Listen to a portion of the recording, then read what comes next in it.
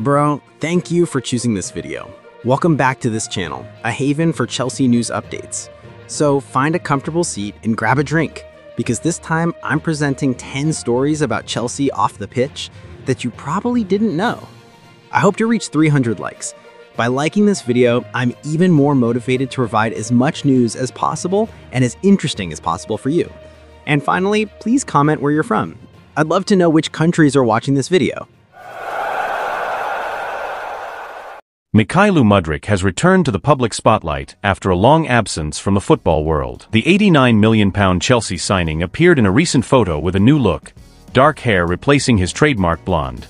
Interestingly, Mudryk was still seen wearing Chelsea training pants, leading fans to believe he still has an emotional connection to the London club.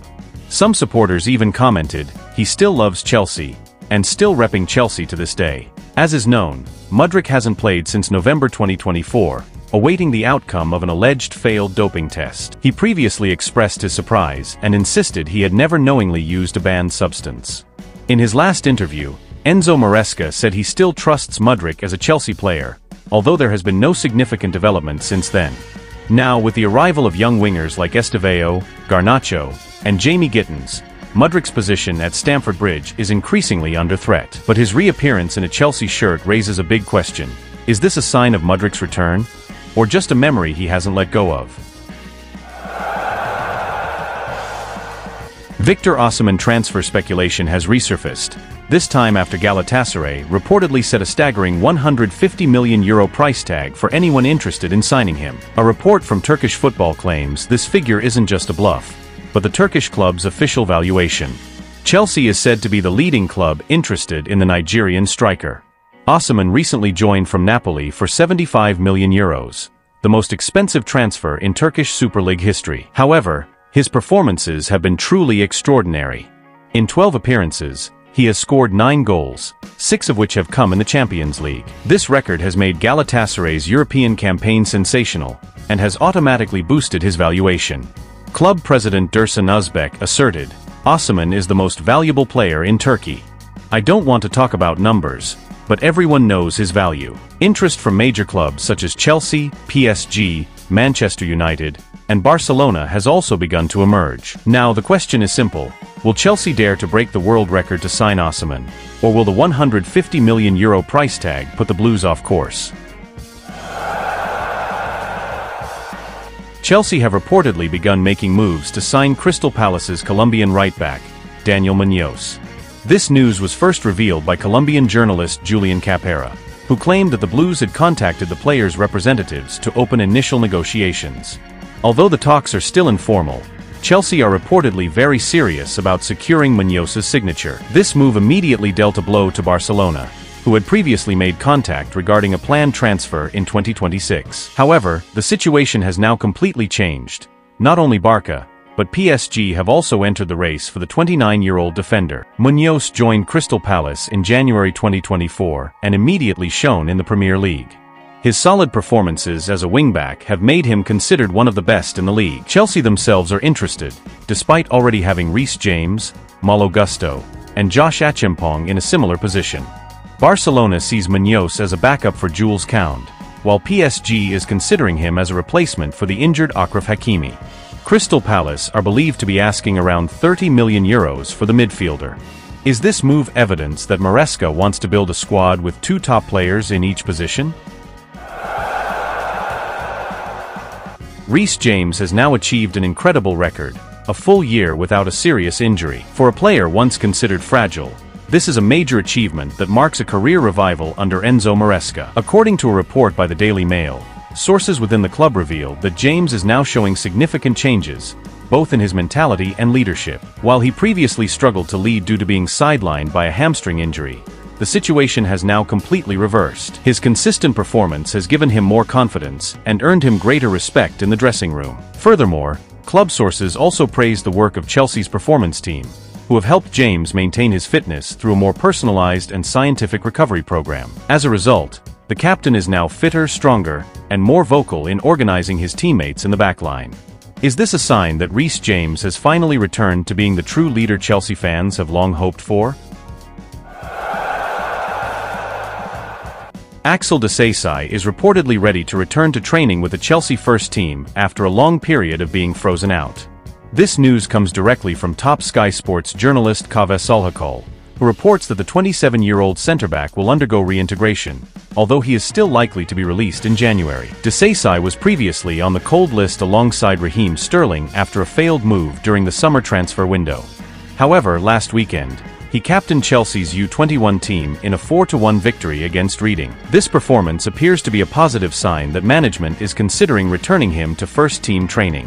According to reports, this move could be a strategy to ensure Disasi's fitness and readiness should a club attempt to sign him in January. Chelsea hopes his presence on the training pitch will maintain the player's professionalism and maintain his market value. Solhekol also stated that although the Blues are not planning to buy any star players in January, several internal moves will still be made, including the possible promotion of young players like Tariq George, as well as a contract adjustment for Moises Caicedo, who will receive a private salary increase. Is Disasi's return the beginning of a reconciliation with Chelsea, or just a warm-up before he finally leaves Stamford Bridge? Nicolas Jackson's future at Bayern Munich is once again in doubt. After his performances have been inconsistent since his loan from Chelsea, recent reports suggest Bayern are looking for new options for their forward line. According to Fabrizio Romano, the German club held initial talks with representatives of Juventus Dusan Vlahovic last October. The 25-year-old Serbian striker is now considered a strong candidate to join Bayern next season, especially since his contract with Juve expires next year. Given this situation, Vlahovic could be a more realistic and affordable option than retaining Jackson, who has yet to prove his mettle in the Bundesliga. This season, Vlahovic has scored 8 goals in 18 appearances across all competitions, remaining productive despite Juventus' difficult period. Juve had originally planned to reopen contract negotiations, but have yet to hold on to the player's agent. This situation is being exploited by Bayern, as well as other clubs like Barcelona and Newcastle United, who are closely monitoring Vlahovic's contract. If Bayern secures the striker, Jackson's chances of remaining at the Allianz Arena could be completely over. Is this a sign that Nicolas Jackson's European career is in jeopardy before it has fully matured?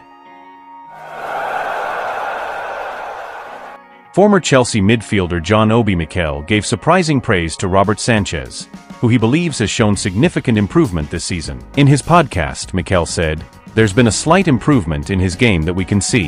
When he performs well, we have to give him credit." Sanchez has been in the spotlight since Chelsea decided not to sign a new goalkeeper last summer. The club turned down the opportunity to sign Mike Maignan from AC Milan and Gianluigi Donnarumma, who ultimately joined Manchester City. The choice to stick with Sanchez and Philip Jorgensen drew criticism from fans. However, so far, the Spanish goalkeeper has been performing more consistently. Despite receiving a red card against Manchester United, his overall performance has been deemed more consistent than the previous season. Despite this, Mikel still emphasized that Chelsea still needs a world-class goalkeeper.